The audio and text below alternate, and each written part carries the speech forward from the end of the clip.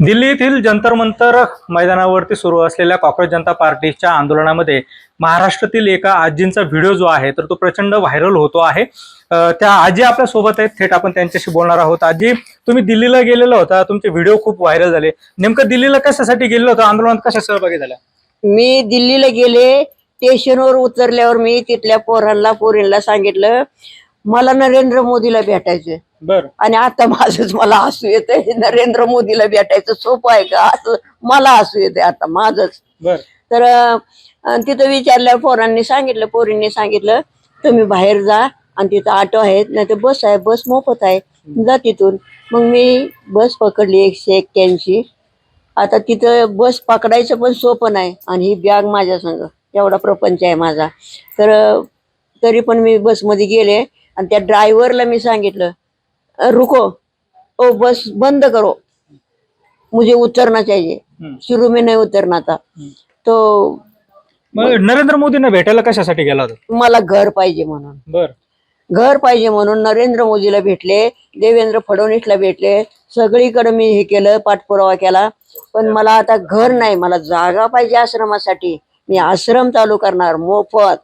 आणि म्हणजे मग तुम्ही घर मागायला गेलेत, जंतर मंतर मैदानावरती गेल्यानंतर नेमकं तुम्ही त्या आंदोलनात कशा सहभागी झाल्या? मग आंदोलनात काय तिथं गेले, स्टेजवर गेले, माझं बोलणं झालं, हे असे सगळेजण आले होते तिथं, बर पुढं लई गर्दी होती। आणि मग म्हणलं आता हे झालं, पण पाऊस आला त्याच्यामुळे घोटाळा झाला। तर मी 2 दिवसांनीच लगेच परत गेले आणि आता 18 दिवस मी तिथं राहून मी सगळं, आता हिंदीत बोलायचं म्हणलं तरी मी कसं काय ना बोलते ना मोडकं। तुम्हाला आंदोलन कसं नेमकं समजलं तिथे गेल्यानंतर? पोरांनी कसं समजून सांगितलं? काय वाटतं तुम्हाला ते आंदोलन बघून? आंदोलन बघून मला असं वाटतं की हे पेपर फुटी जी आहे ती कशी होती, अशी का करायचं? त्याला काही कमी आहे का त्या ह्याला धर्मेंद्र प्रधानला? तर ते पेपर फुटी कशासाठी करायला पाहिजे? असं नाही करायला पाहिजे। अहो हे लेकरच माझे सगळे ते वर्षभर अभ्यास करतात आणि अभ्यास करून त्यांनी सगळं त्यांचं जे बरोबर आहे ते सगळं चुकीचं होतंय। आणि पेपर ज्यांना पेपर आधी दिलेत ते पेपर फुटतो लगेच पुढं, हे सगळं मला माहित आहे, म्हणजे मी जाणून घेतलं सगळं। आता पुढं काय बोलायचं असेल तर मी बोलेल अजून। मग आता तिथं लाठीचार्ज झाला, पोरांना भरपूर मारलं, तुम्ही तिथंच होता? हा तिथंच होते हो, मी असं जनावरासारखं हो मारलं, त्या पोरांना लय मारलं। मला तेवढं बघा काही नाही केलं, मी म्हातारी म्हणून। 2 पोलिसांनी मला उचललं आणि मेट्रो मध्ये नेलं तिकडं। तर मी म्हणलं मला काय बाबा अटक करताय का इथं? तर नाही म्हणले, आम्ही तुम्हाला इथं सुरक्षित ठिकाणी आणलं, तुम्हाला काय लागायला नको म्हणून। त्याचं गुरागत मारत होते। मग पब्लिकने सुद्धा चपल्या, दगड, काय काय पाण्याच्या बाटल्या त्यांच्या दिशेने फेकल्या। तर असं व्हायला नाही पाहिजे। अभिजित दीपकेंना भेटल्या का तुम्ही? हो काय बोलले? त्यांना भेटले होते, म्हणजे रोजच भेटते ते। मग त्यांना सांगितलं मी इथं समर्थन द्यायला आलेली आहे। तर ते म्हणले आजी माझ्यासारखा नशिबवान मीच आहे, तुमच्यासारखे लोक जर आले तर। त्या दिवशी एक ह्याचा शेगावचा माणूस आला, प्राध्यापक, आणि तो म्हणला आजी कुठे आहेत, आजी कुठे आहेत, सगळीकडे शोधलं मला आणि मग माझ्यापाशी आला। म्हणला तुमचा व्हिडिओ बघून मला माझी लाज वाटायला लागली की प्राध्यापक असून मी गेलो नाही, आणि ही आजी। तेव्हा लय उशीर बसून मग त्यांनी सांगितलं। तर हे सगळं मी जाणून घेतलेलं आहे। किती दिवस तुम्ही तिथं राहिल्या? काय नेमका अनुभव होता तुमचा? 18 दिवस राहिले।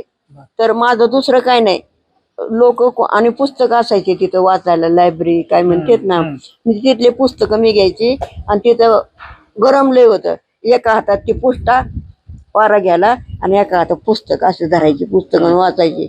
मला वाचायचा नाद आहे म्हणून व्हिडिओवाले अहो कुणीकडून द्यायचे, इकडून इकडून समोरून व्हिडिओ करायचे आणि टाकायचे। मग त्या पुस्तकवाल्याने मला सांगितलं आजी तुम्हाला माहित आहे का हे व्हिडिओवाले टाकू दे ना, मी काय नागवी नाही म्हणलं।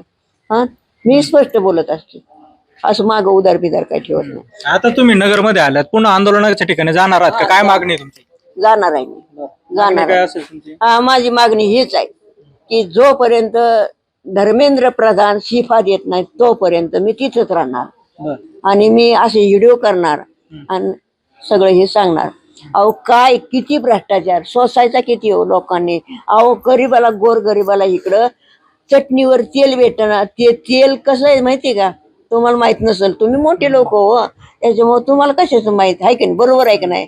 तर ते एक 1 लिटरची पिशवी, 1 लिटर नसतं, 850 ग्रॅम, तर 200 रुपयाला पिशवी येते. 850 ग्रॅम तेल.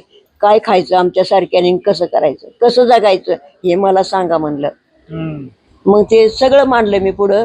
तर त्या एका कंत्राटदाराने मुंबई पुणे रस्त्यावर ते पूल झालाय ना, ब्रिज, ते ब्रिज बांधले.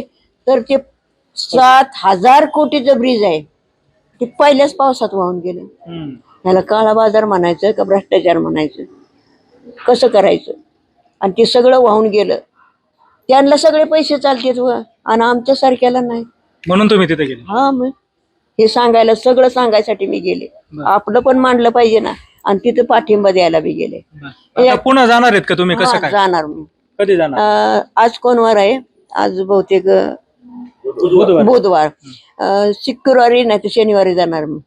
मला काय ट्रेनला पैसे लागत नाही, काय नाही, काय नाही, बसला बी पैसे लागत नाही. सगळं माझं हे आहे असं. तर ह्या होत्या आजी, ज्या दिल्लीच्या आंदोलनामध्ये प्रचंड त्यांचे व्हिडिओ जे आहेत ते व्हायरल झालेत, आणि जोपर्यंत धर्मेंद्र प्रधान हे राजीनामा देत नाहीत तोपर्यंत आपण या आंदोलनाला पाठिंबा देऊ आणि पुन्हा एकदा त्या आंदोलनस्थळी जाऊ, अशी भूमिका त्यांनी मांडली आहे. सुनील भोंगळे, एबीपी माझा, अहिल्यानगर. एबीपी माझा, उघडा डोळे बघा नीट.